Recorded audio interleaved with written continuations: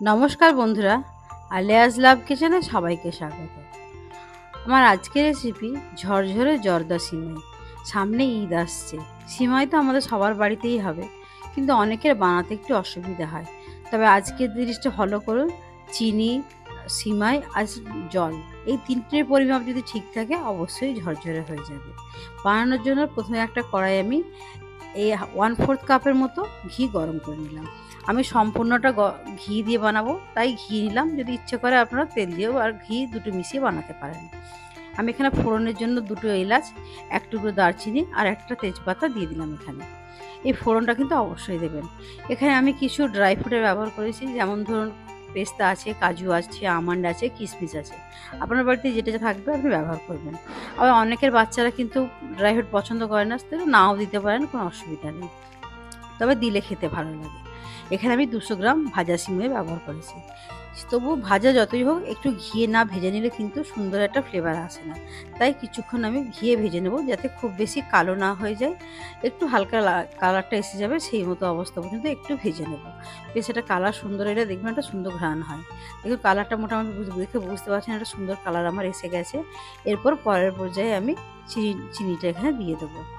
এখানে আমি চিনি সিমাই নিয়েছি 200 গ্রাম, তাই এক মেজারিং কাপে 1 কাপ বা 200 গ্রাম চিনি আমি দিয়ে দেবো। যেহেতু আমার 200 গ্রাম সিমাই নিয়েছি, তাই আমি এখানে 200 গ্রামের চিনি দিলাম। তবে আপনারা যদি এতটা মিষ্টি পছন্দ না করেন, তো চিনিটা আপনারা 150 গ্রাম দিতে পারেন।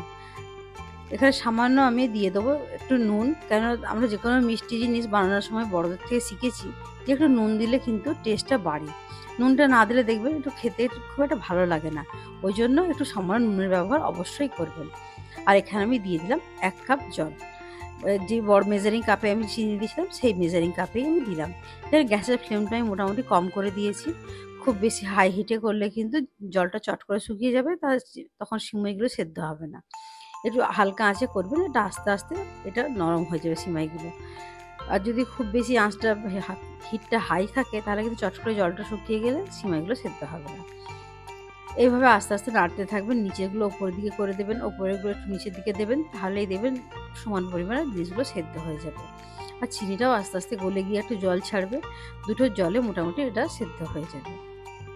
চাইলে কেউ একটু ঢাকা দিয়ে দিয়েও করতে পারেন, যে একটু ঢাকা দিয়ে রাখলেন, গ্যাসটা ফ্লেমটা কম করে 1 মিনিট ঢাকা দিলেন, কিন্তু বেশিক্ষণ ঢাকা দিয়ে অনেকক্ষণ নিশ্চিন্ত হয়ে যাবেন না, তাহলে কিন্তু পুড়ে যাবে। একটু কিছুক্ষণের জন্য 1 মিনিটের জন্য হয়তো ঢাকা দিলেন, এরকমটা করতে পারেন। তো চেষ্টা করবেন যতটা সম্ভব খোলা রেখে নিজের মতো করে করার, তাহলে সেটা কিন্তু জিনিসটা বেশ সুন্দর হবে।